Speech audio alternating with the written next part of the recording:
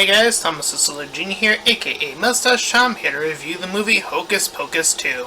If you end up enjoying this full review, then please feel free to like, comment, and subscribe. Also make sure to check out those links in the description. One will head you over to my petition.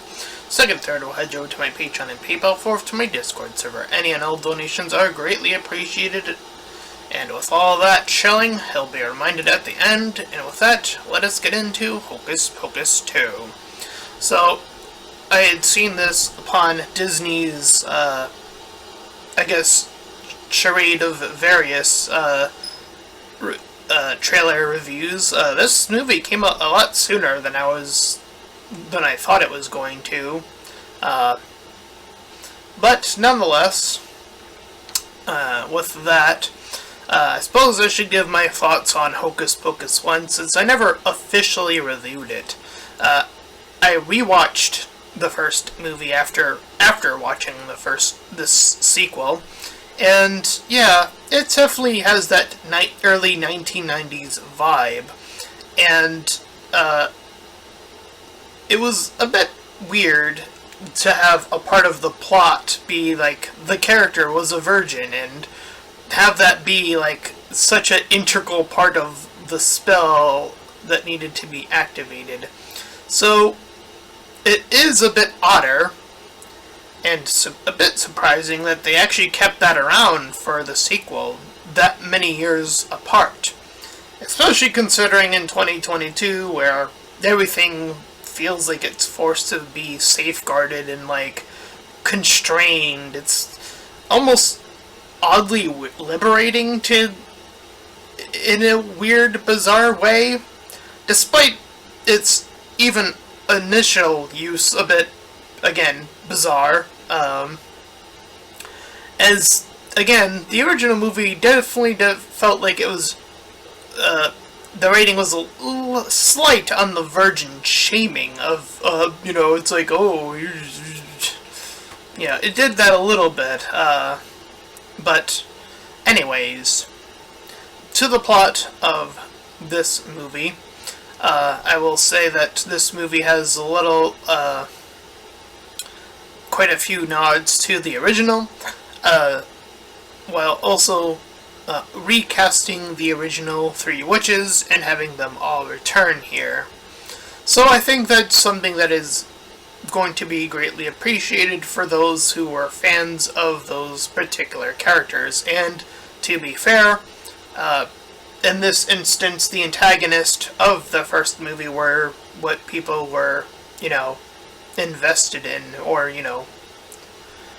so, with that, we start the movie off with a flashback to 1653 during the witch trials of Salem. And we follow a much younger Winnie and her two sisters, as she is upset that she is being forced to be wed. And when she denies this offer, or, this forcement, she tries to attempt to flee with her sisters into the woods.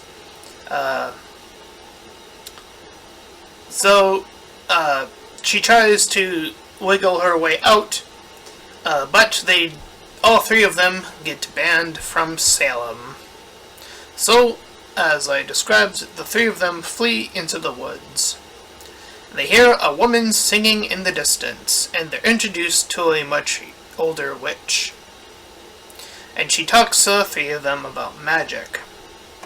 Thus, Winnie, being the primary witch, is given the book, which is called The Book.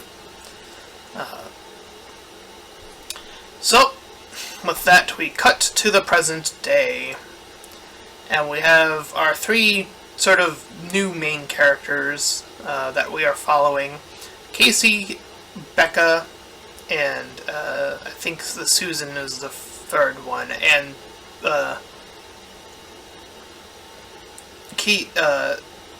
one of them has a boyfriend, and it is put here that the triangle of friendship has sort of been in this current day of the main character Becca's birthday to be fragmented. Their friendship is being put to the test as we are seeing them currently.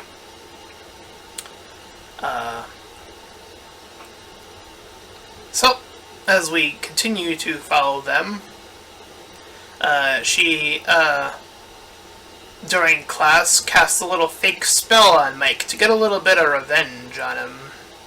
But they're both sent to the principal's office.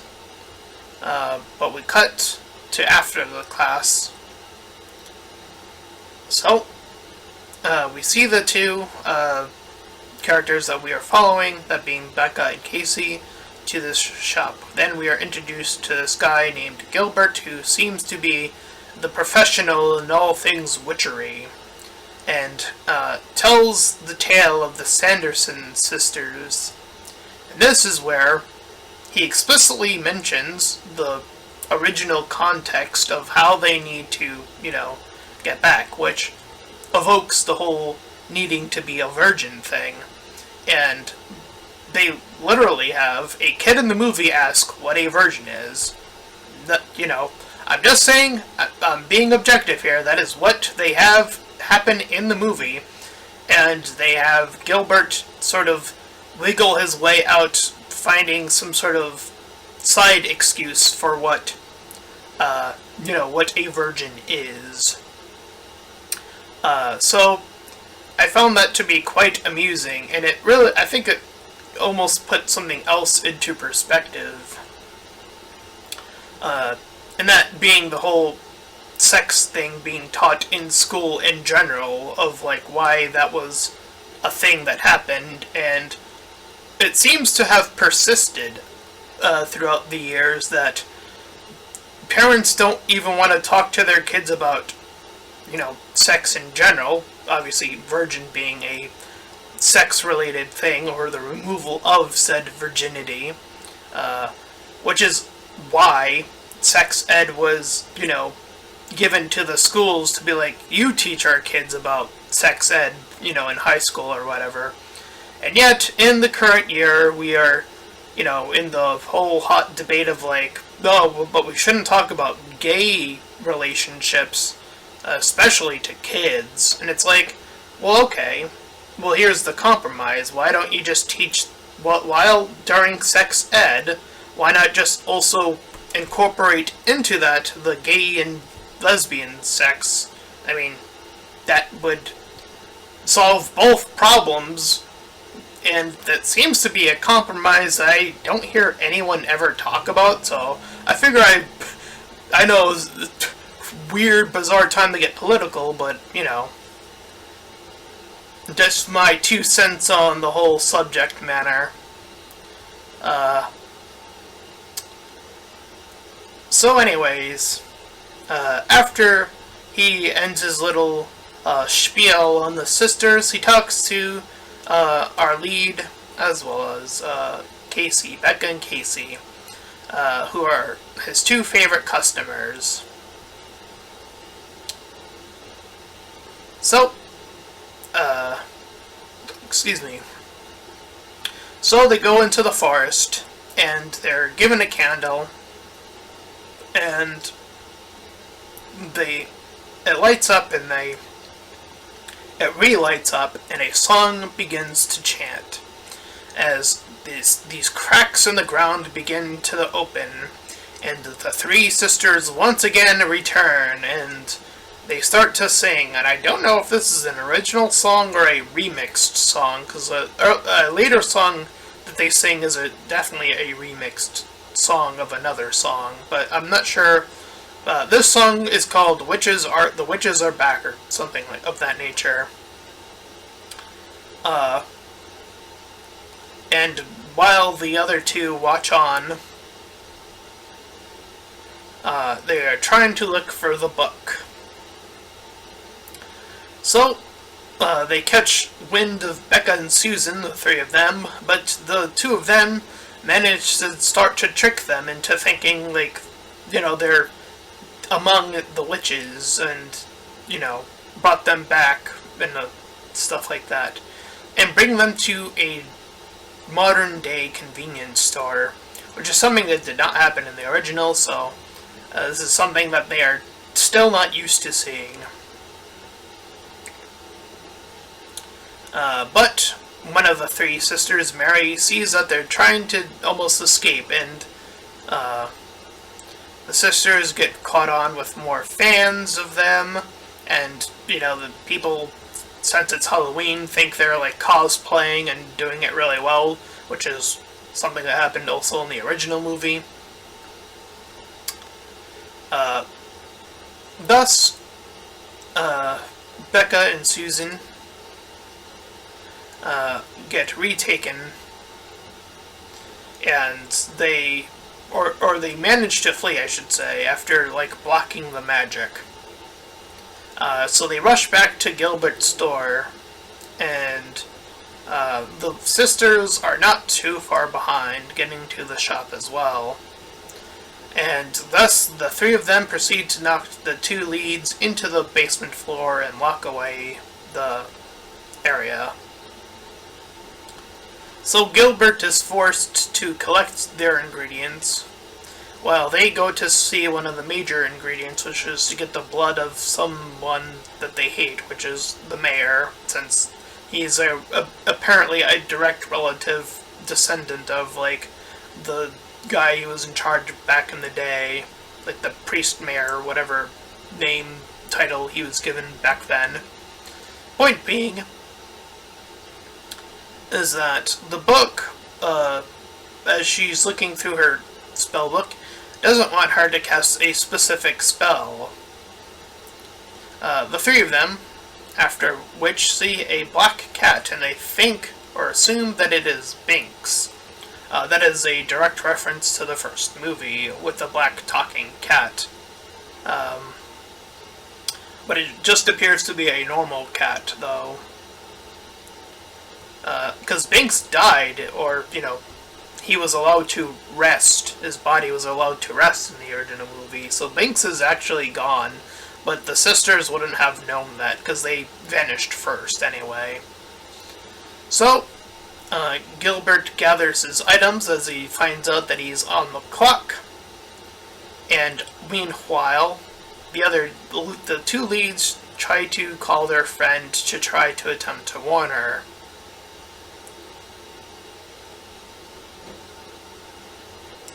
So, we cut to the graveyard where we see Billy the zombie be redug up. All the while, the sisters arrive at this festival that's happening, very similar to a party that happens in the first movie where they sing their sing the more iconic spell, I put a spell on you. And in the process of Becca being trapped, she uses her first spell. So this is a strong distinction from the first movie.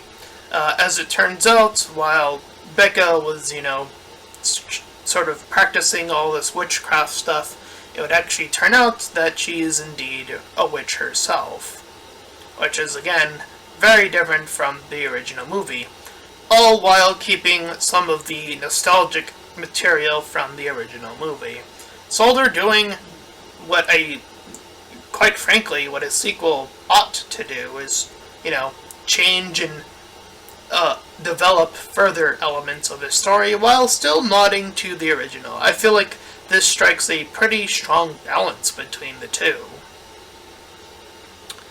Anyways, they try to continue to call the mayor to try to warn him, because they figure all that out. And they try to grab Casey in the process of doing so. But they do grab the book, so they do at least have that on their side, currently speaking.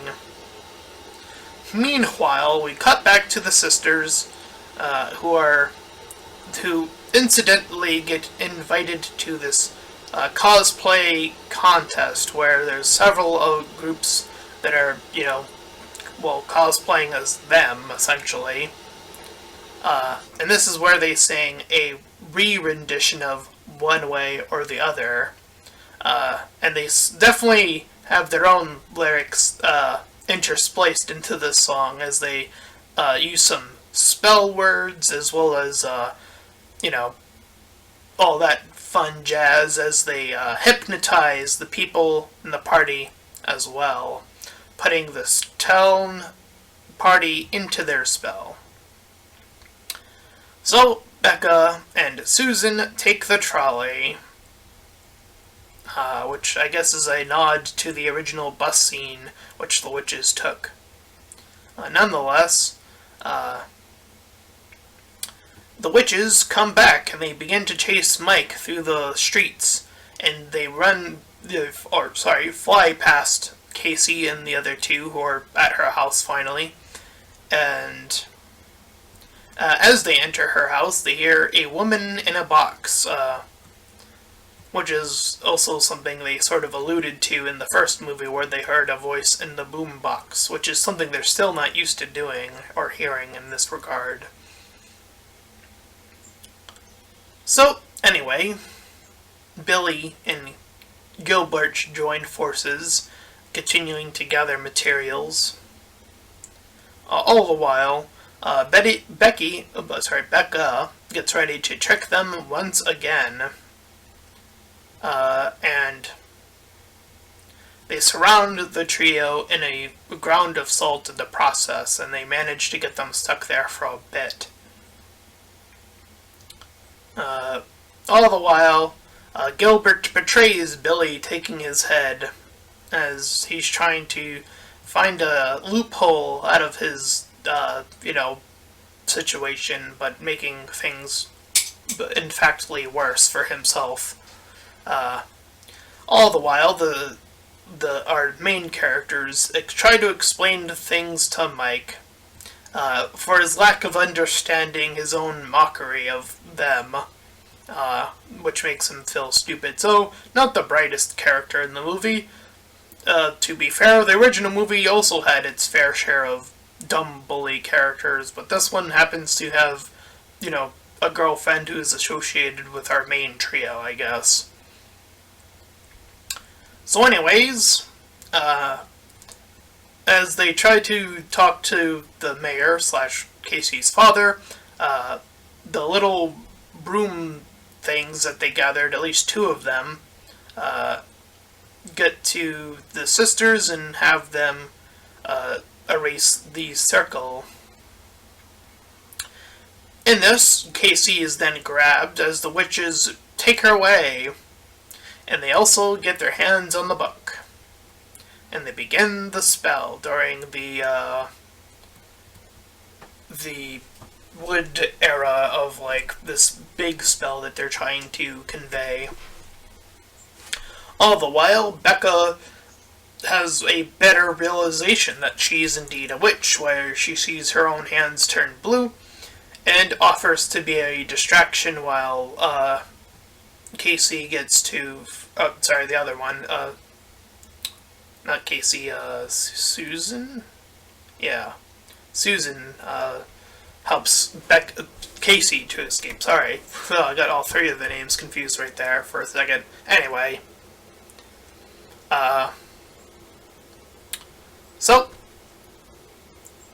The sisters try to attack, but Becca has a magical shield aura up. They try to cast several spells on her, but through this process they kind of get tired and flee. As the friends, the other two friends also help with the spell. When he finishes the spell, but as a sacrifice and warning by the book, her sisters begin to fade, and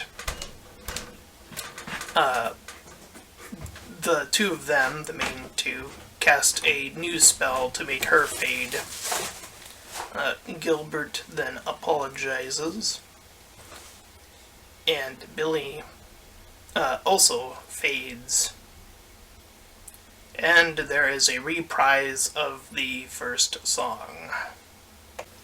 Sorry for the late cut, but I am here to finish the review. Anyways, as I was saying, so that was the essential plot of the story, and for my score, I would say both movies fall similarly to like a 6 out of 10, as they do have some conveniences here and there, but overall I would say they were both more of a positive than a negative. So, it was quite refreshing to see Hocus Pocus 2, and see how they could revitalize it, and yeah, it pretty much did what I expected it from the first one. And with that, if you ended up enjoying this full review, then please feel free to like, comment, and subscribe. Also make sure to check out those links in the description. One will head you over to my Discord, first will head you over to my petition, second will head you over to my Patreon and PayPal, fourth to my Discord server. Any and all donations are greatly appreciated, and until next time everyone, bye bye!